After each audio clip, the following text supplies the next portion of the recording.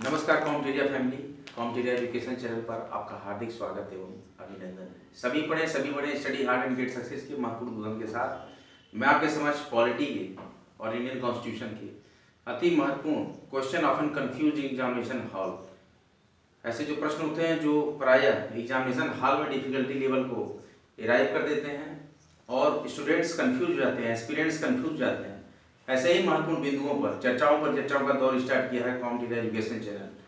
आपका हार्दिक स्वागत एवं अभिनंदन करता है। हमने पिछले लेक्चर में संविधान संशोधन 23वां संविधान संशोधन अधिनियम तक पढ़ लिया था। आज हम डिस्कस करेंगे 24वां संविधान संशोधन अधिनियम 1971। केशवानंद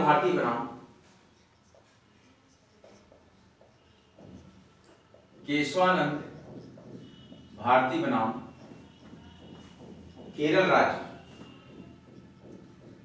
ये जो केस था केशवानंद भारती बनाम केरल राज्य, सुप्रीम कोर्ट ने संविधान के इसमें क्या किया था? सुप्रीम कोर्ट ने संविधान के 44वां संशोधन अधिनियम के तहत 24वां संविधान संशोधन 1971 के अंतर्गत केशवानंद भारती बनाम केरल राज्य में उच्चतम न्यायालय ने संविधान के 44वें संविधान अधिनियम को विधि मान्य घोषित किया। 44वें संविधान संशोधन को विधि मान्य घोषित किया, मतलब विधि के अनुसार मान्यता दी जाए। ये आपका 24वां संविधान संशोधन अधिनियम 1971 में केशवानंद भारती बनाम केरल राज्य के केस में उच्चतम न्यायालय ने 44वां संविधान संशोधन को विधि मान्य घोषित कर दिया। और क्या किया? अनुच्छेद 13(2) में संविधान के आर्टिकल 13 क्लॉज 2 में संशोधन करके यह प्रावधान किया, ऐसा प्रावधान किया संशोधन के द्वारा, ऐसा प्रावधान किया कि अनुच्छेद 368 की article 368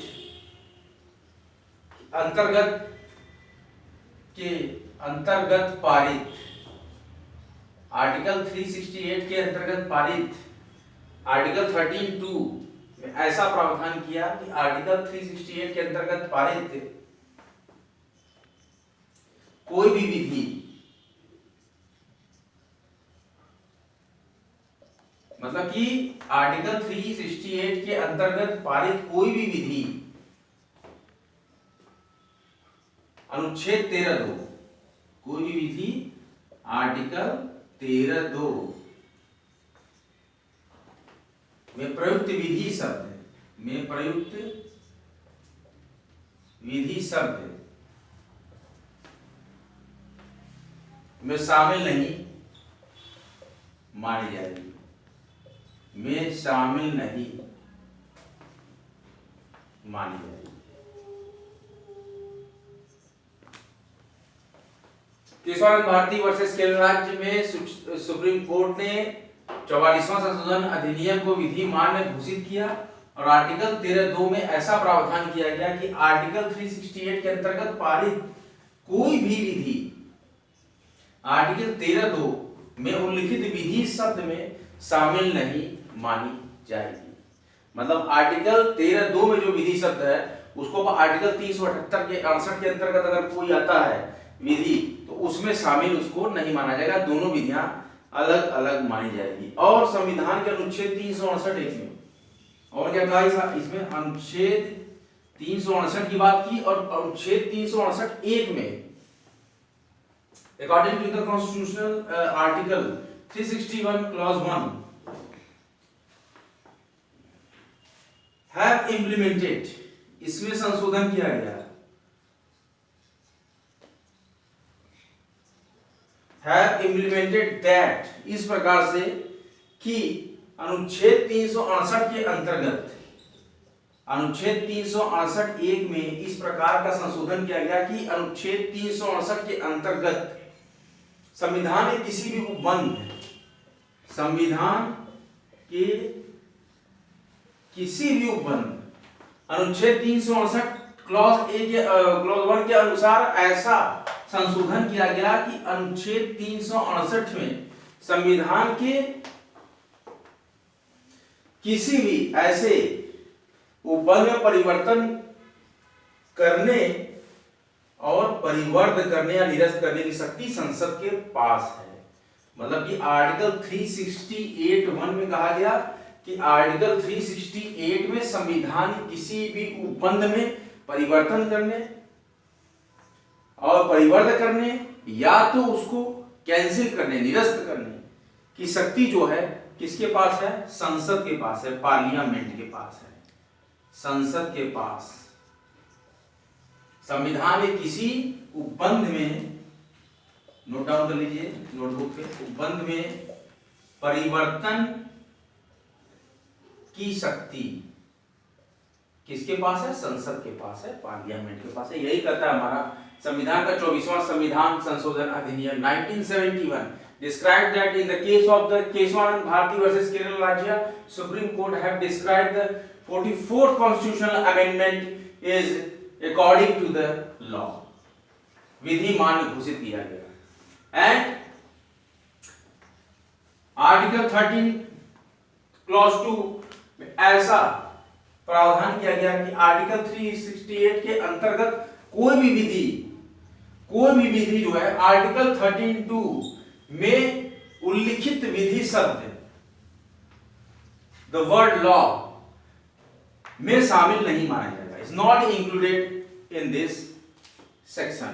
and in the article 368(1) have implemented and stated that in the article 368 any constitutional amendment or any constitutional change powers body is known as parliament। उस संस्था को कहा गया जो कि चेंज कर सके, किसमें? आर्टिकल 368 किसी भी उपबंध में, तो उस बॉडी को कहा गया कि वो संसद ही चेंज कर सकता है।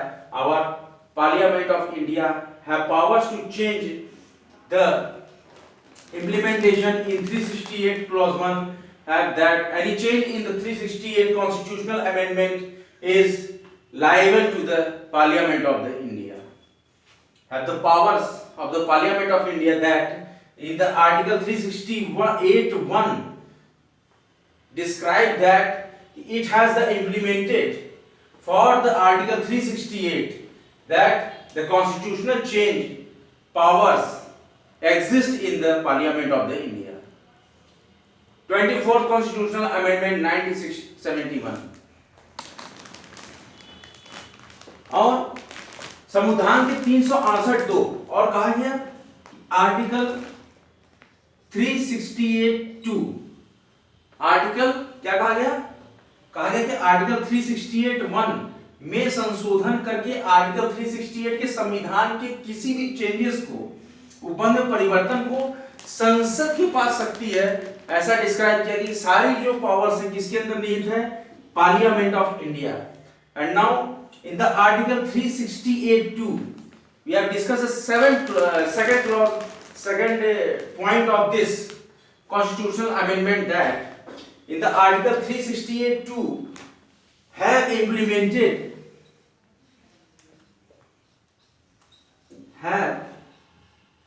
implemented as that, इस प्रकार से हमारे आर्टिकल 368(2) को इस प्रकार से संशोधित किया गया। तो क्या कहता है ये वचन? कहता है कि ऐसी व्यवस्था की गई है एज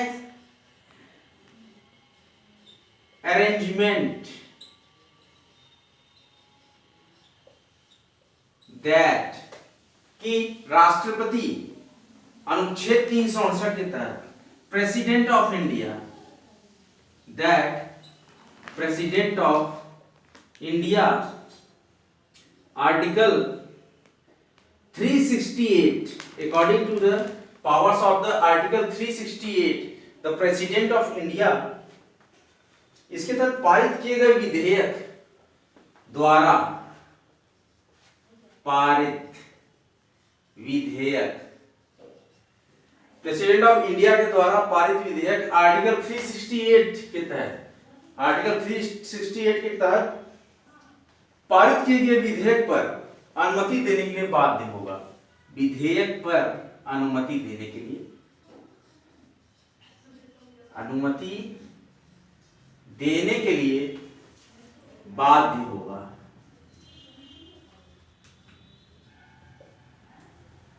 देखिए आर्टिकल 368 में संशोधन करके कहा गया कि इस प्रकार की व्यवस्था की गई है कि भारत के राष्ट्रपति आर्टिकल 368 के द्वारा पारित विधेयक पर अनुमति देने के लिए बाध्य होंगे। ये भी पॉइंट डिस्क्राइब करता है 24th कॉन्स्टिट्यूशनल अमेंडमेंट 1971।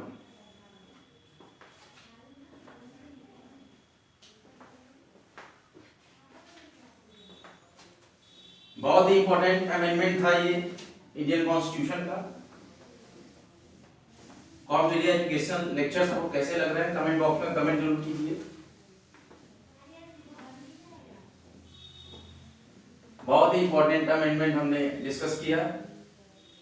भारतीय संविधान संशोधन अधिनियम 1971, 24वां संविधान संशोधन अधिनियम 1971, Indian polity and Indian constitution, very important lecture, which is based on the questions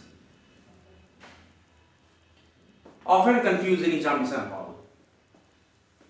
ऐसे ही क्वेश्चन जो है प्राय कंफ्यूज करते हैं विद्यार्थियों को। 25वां संविधान संशोधन 25वां संविधान संशोधन अधिनियम 1977,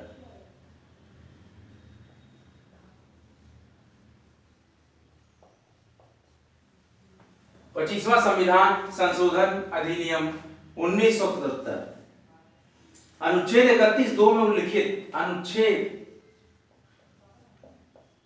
31(2) में उल्लिखित according to the constitution article 31(2) have stated that कि मुआवजा शब्द, ये जो आपको मुआवजा मिलता है, मुआवजा 25वां संविधान संशोधन अधिनियम 1977 ये डिस्क्राइब करता है कि अनुच्छेद 31(2) में उल्लिखित मुआवजा शब्द जो है, इसके स्थान पर रकम, इसकी जगह पर क्या किया गया, रकम शब्द, मतलब मुआवजा को हटाकर रकम शब्द लिखकर स्पष्ट कर दिया गया।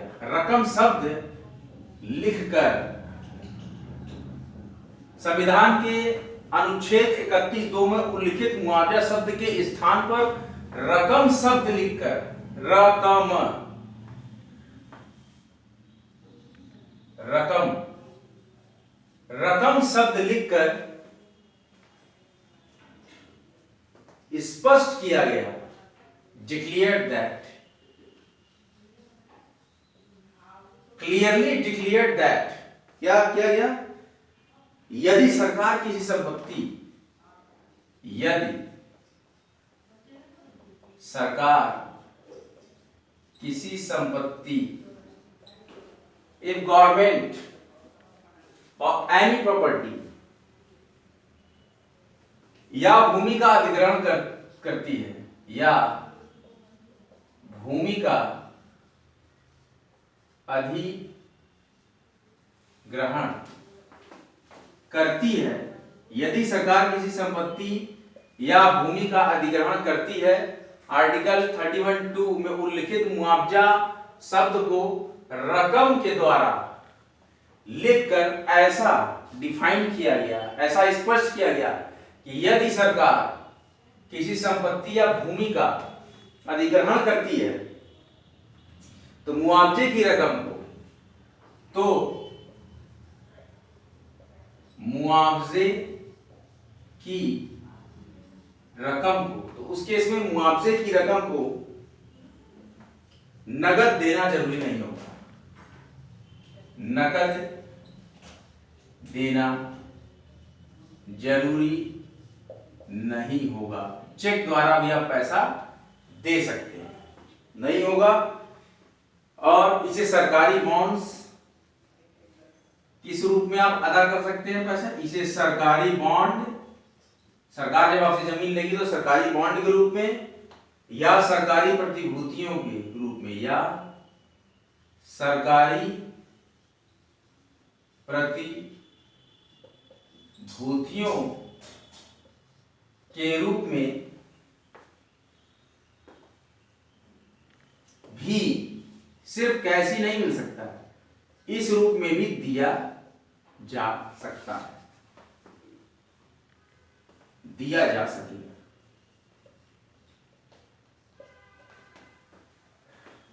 25th Constitutional Amendment 1977 stated that according to the Article 31(2) have described that the मुआवजा या रकम, मुआवजा को रकम शब्द लिखकर ऐसा व्याख्यायित करते हैं कि यदि सरकार किसी संपत्ति या भूमि का अधिग्रहण करती है तो मुआवजे की रकम को नकद देना जरूरी नहीं होगा। इसे सरकारी बॉन्ड या सरकारी प्रतिभूतियों के रूप में भी दिया जा सकेगा,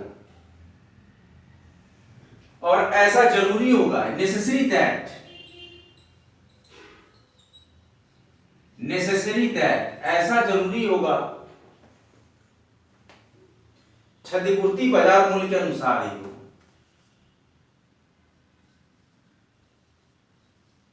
क्षतिपूर्ति बाजार मूल्य के अनुसार ही होगी।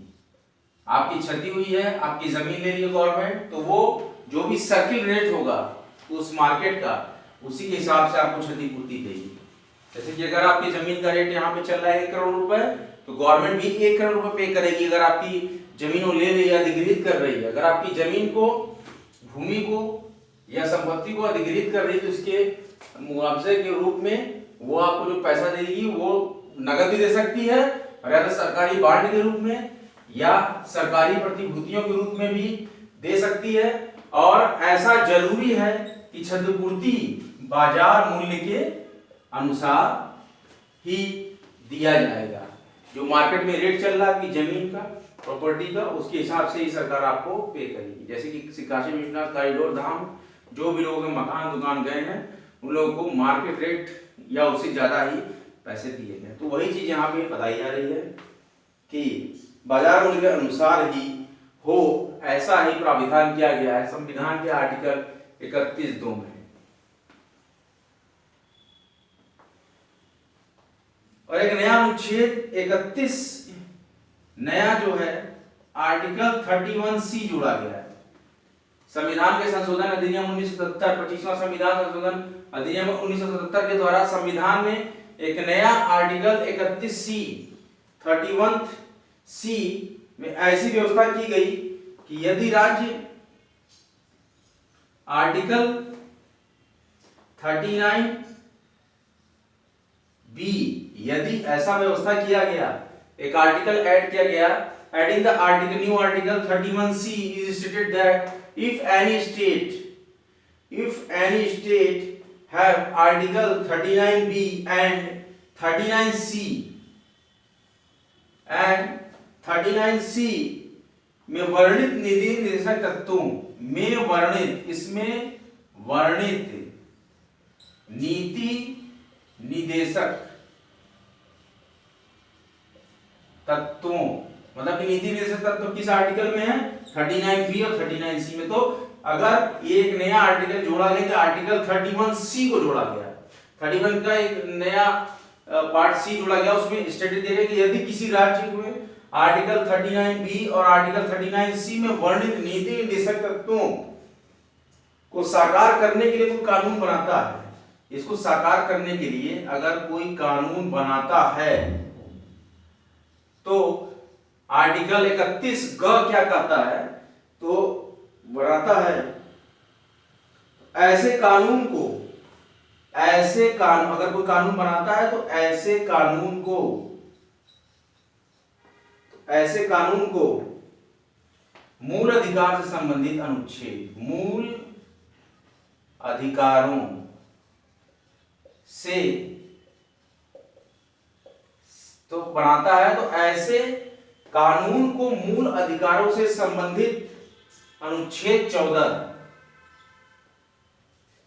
और 19 और 31 मतलब 31 या 31 जबकि 31C बनाया गया। 31C में कहा गया है कि अनुच्छेद 39B 39ख अनुच्छेद 39ग में वर्णित निर्देशक तत्वों के अनुसार वो कानून बनाता है, तो ऐसे कानून को मूल अधिकारों से संबंधित आर्टिकल 14, आर्टिकल 19 और आर्टिकल 31 के उल्लंघन के आधार पर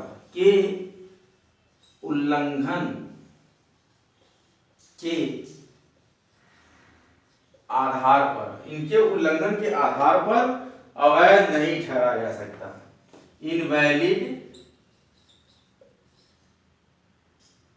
नॉट सपोज इनवैलिड, इसको अमान्य करार नहीं दिया जा सकता, मतलब वो मान्य होगा। Article 31C have in any state 39B and 39C में वर्णित निर्देशक तत्वों कानून अगर कोई बनाता है, तो ऐसे कानून को मूल अधिकारों से संबंधित अनुच्छेद 14, 19 या 31 के उल्लंघन के आधार पर अमान्य घोषित या अवैध घोषित नहीं किया जा सकता, नहीं ठहराया जा सकता। यही कहता है, मतलब कि यहाँ पर ये अमान्यता नहीं होगी। जब 31C के अंतर्गत अगर हम कोई कानून बनाएंगे तो उस पर भी विचार किया जा सकता है, वह कानून अमान्य नहीं होगा। और इसमें स्टेट के लिए प्राविधान किया गया है। और देखिए क्या किया गया है, राज्यों के लिए प्राविधान किया गया है। 25वां संविधान संशोधन अधिनियम 1970 में राज्यों के लिए भी कुछ प्राविधान किए गए हैं। राज्यों के लिए प्राविधान किया गया है कि यदि राज्य किसी इफ एनी स्टेट, यदि राज्य किसी की निजी संपत्ति, यदि राज्य किसी की निजी संपत्ति प्राइवेट प्रॉपर्टी के अधिग्रहण के लिए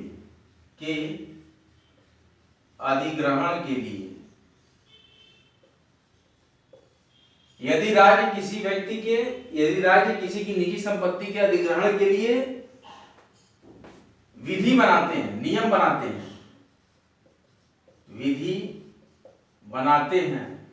तो इसके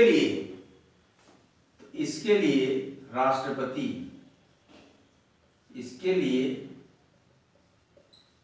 राष्ट्रपति उस आशय की सहमति लेना आवश्यक होगा। राष्ट्रपति से उस आशय की सहमति लेना आवश्यक होगा। मतलब कि अगर आप किसी की निजी संपत्ति को अधिग्रहित कर रहे हो और यदि राज्य किसी की निजी संपत्ति के अधिग्रहण के लिए कोई कानून बनाता है, यदि राज्य किसी निजी संपत्ति के अधिग्रहण के लिए कोई कानून बनाता है, तो इसके लिए उसको राष्ट्रपति से इस आशय में कि हम ऐसा कानून बना रहे हैं निजी संपत्ति के अधिग्रहण के लिए, तो इसके लिए उसको राष्ट्रपति से सहमति लेना आवश्यक होगा। हमारे देश के अगर भारत में एक कानून बन रहा है, भारत का संविधान में पढ़ा रहा हूं, ये देखिए, यदि राज्य किसी भी निजी संपत्ति के अधिग्रहण के लिए विधि बनाता है, तो इसके लिए, इस विधि को बनाने के लिए, अधिग्रहण के लिए, विधि को बनाने के लिए अधिग्रहण की, इनको राष्ट्रपति से इस आशय में, राष्ट्रपति से उस आशय में सहमति लेना नितांत आवश्यक होगा। इसमें केशवानंद भारती बनाम केस था।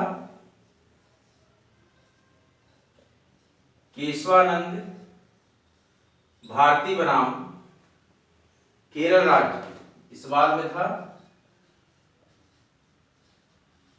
ये भी स्टेट था, ये देखिए स्टेट की चर्चा हुई राज्य, और यहां भी स्टेट की चर्चा हुई राज्य। तो केशवानंद भारती बनाम केरल राज्य के बाद में सुप्रीम सुप्रीम कोर्ट ने इस implementation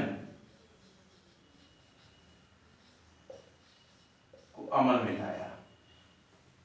25th Constitutional Amendment 1977. In the case of the Keswanand Bharati versus State of Kerala, the Supreme Court have decided and have implemented or retard some points, some part of this Constitution, और इसमें कुछ भागों को supreme court ने कुछ भागों को अवैध घोषित कर दिया। राज्य के कुछ भागों को क्या कर दिया? अवैध। जो राज्य ने कानून बनाए इनके लिए, केशवानंद भारती के लिए, इसके कुछ भागों को, जो इस पर कानून बना प्राइवेट प्रॉपर्टी में, उनके कुछ भाग को, उस लॉ के कुछ भागों को हमारे देश के सुप्रीम कोर्ट ने संशोधन करके कुछ भागों को अवैध घोषित किया। नहीं, ऐसा नहीं होना चाहिए, इस प्रकार से होना चाहिए। यह भूमि अधिग्रहण की प्रक्रिया, संपत्ति अधिग्रहण की प्रक्रिया, और एक किस प्रकार से दे सकते हैं? संपत्ति को कैश भी दे सकते हैं, सरकारी बॉन्ड के रूप में भी दे सकते हैं, सरकारी प्रतिभूतियों के रूप में भी पे कर सकते हैं। और Kesavananda Bharati versus state of Kerala, the case of the Kesavananda Bharati versus state of Kerala has stated that the Supreme Court had decided and judgmented that such implementation, some part of the such implementation is invalid.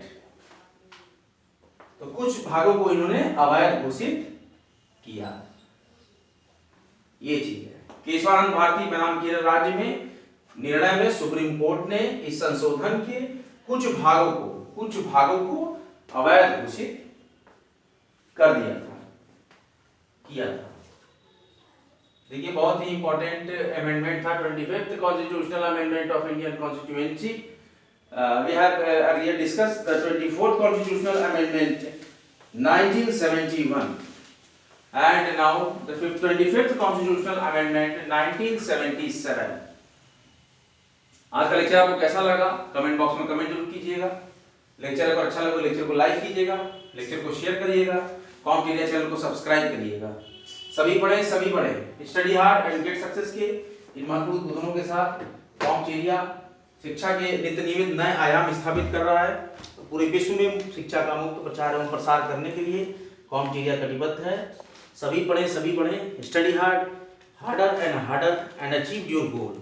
इसी महत्वपूर्ण उद्बोधन और study hard and get success के महत्वपूर्ण उद्बोधन के साथ competitive का आज यह महत्वपूर्ण लेक्चर का हम समापन कर रहे हैं। क्या लेक्चर्स में आपको सहजता प्रदान हो रही है समझने में? क्या लेक्चर्स में कमी है? क्या स्टूडेंट्स को, एस्पिरेंट्स को दिक्कतें आ रही हैं? किस प्रकार के क्वेश्चंस में दिक्कतें आ रही हैं इंडियन पॉलिटी कॉन्स्टिट्यूशन के? कमेंट बॉक्स में कमेंट करें। पूरी तरीके से कोशिश करें कॉम्पिटिटिव एजुकेशन चैनल हर प्रकार से ऐसे क्वेश्चंस पर बृहद चर्चाओं का दौर इस समय चल रहा है। भारतीय संविधान संशोधन अधिनियम पर एक विस्तृत एवं सारगर्भित चर्चा कर रहा है कॉम्पिटिटिव एजुकेशन चैनल। आप सभी लोग पढ़ते रहें। जय हिंद, जय भारत। अगले एक महत्वपूर्ण लेक्चर के साथ कॉम्पिटिटिव आपके समक्ष फिर प्रस्तुत होगा। तब तक के लिए आप पढ़ते रहें और कॉम्पिटिटिव चैनल को सब्सक्राइब करते रहें। कमेंट करना ना भूलें। कमेंट बॉक्स में कमेंट जरूर करें। कैसा लग रहा है आपको यह कॉम्पिटिटिव का question of an confuse section?